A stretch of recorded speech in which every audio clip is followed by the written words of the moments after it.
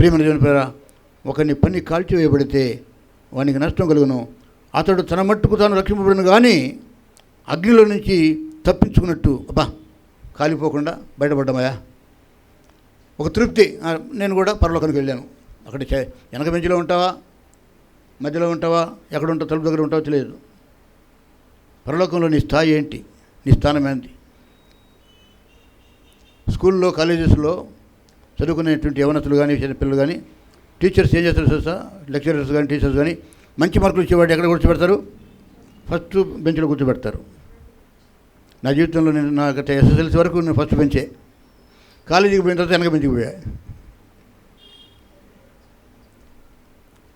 పరలోకంలో నువ్వు ముందు స్థానంలో ప్రథమ స్థానంలో ఉండాలంటే నీ పని కాల్చివేయబడకూడదు. నీ పని దేవునికి ఇష్టం కావాలి. నీ మాట, నీ ప్రార్థన, నీ స్తుతి, నీ ఆరాధన, నీ సాక్ష్యము దేవునికి ఇష్టముగా ఉండాలి. దావీదు నా హృదయానుసారుడు అని దేవుడు మాట్లాడాడు. దావీదు బలహీనుడే.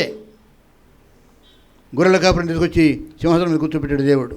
కానీ దేవుడు ఒక మాట అంటాడు, నా సేవకుడైన దావీదు నా హృదయానుసారుడు. మోషే దేవుని ఇల్లంతలో నమ్మకమైన వాడు. దేవునితో ఒక మంచి మాట మనం అనిపించుకోవాలంటే, బలా నమ్మకమైన మంచి దాసుడా అని అనిపించుకోవటం అనుకుంటే, చెడ్డ దాసుడా అనిపించుకోవటం ఎంత చెడ్డ దేవుని దృష్టిలో. ఏదైనా నీ పనులు మంచిగా ఉండాలి, నీ ఆలోచనలు మంచిగా ఉండాలి. ఎందుకంటే దేవుడు అంతరంగమును చూసేవాడు. పై నీ ముఖమును చూసి నిన్ను మెచ్చుకునేవాడు కాదు.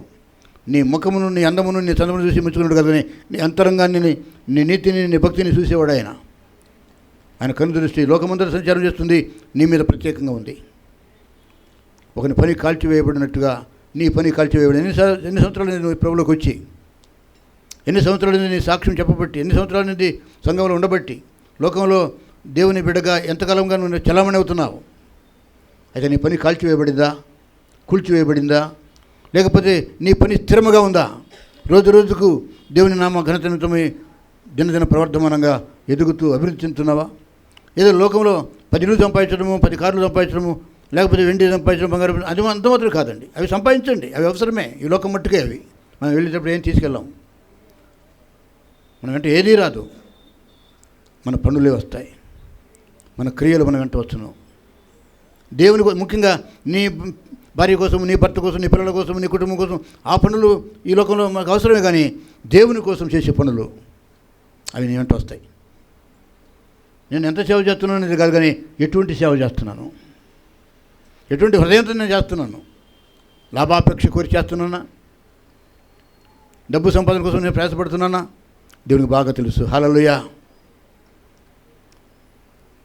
ప్రేమ ముందు నీ పునాది ఏంటి?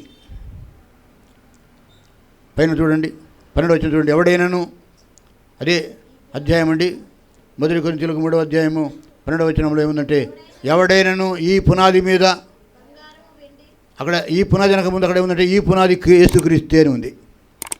యేసుక్రీస్తు నీకు పునాదిగా ఉండాలి.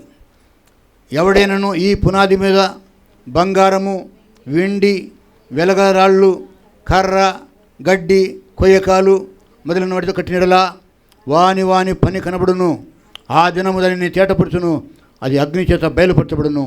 మరియు దేవుని వాని పని ఎట్టిదో దానిని అగ్నియే పరీక్షించును. అగ్నియే పరీక్ష. దేవుడు అగ్ని అయి ఉన్నాడు. హెబ్రీ పత్రిక 12వ అధ్యాయం 29వ వచనం అంటే, మన దేవుడు రోషం గలవాడు మాత్రమే కాదు, ఆయన దహించు అగ్ని అయి ఉన్నాడు. నీ పని కాల్చివేయాలో, నీ పనిని నిలబెట్టాలో ఆయనకు బాగా తెలుసు. నీ పని వలన దేవునికి మహిమ రాకపోతే దేవుడు ఆ పనిని కాల్చివేస్తాడు. కాలి ఏమైపోతుంది, కూలిపోద్ది. నీ పునాది నిలవదు. మొట్టమొదటి నీ పునాది ఏంటి తెలుసుకో. క్రీస్తు నీకు పునాదిగా ఉన్నాడా? ఆడంటాడు భక్తుడు, ప్రతివాడు, అదే అధ్యాయంలో 10వ వాక్యం చూద్దామండి. దేవుడు నాకు అనుగ్రహించిన కృప చొప్పున నేను నేర్పరి అయిన శిల్పకారుని వలె, పౌలు అంటాడు, నేను పునాది వేశాను అంటాడు. దేవుడు సౌలును పౌలుగా మార్చి సేవకు పిలిచినప్పుడు అనేక సంఘాలు స్థాపించి ఎంతో గొప్ప సేవ చేసి నాకు ఆత్మ రక్షించిన తర్వాత పౌలు అంటాడు, ఇదిగో నేను ఒక పునాది వేసుకున్నాను. నేను వేసిన పునాది మీద మరి ఒకటి దాన్ని కడుతున్నాడు. అది దేవుని మహిమ కోసమే.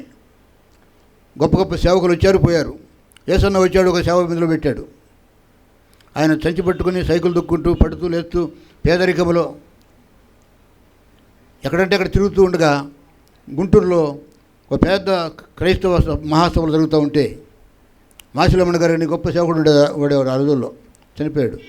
గొప్ప కవి, గొప్ప ప్రసంగ చక్రవర్తి ఆయన. ఆయన మీటింగ్స్ అంటే ఆ రోజుల్లో పెద్ద పేరు.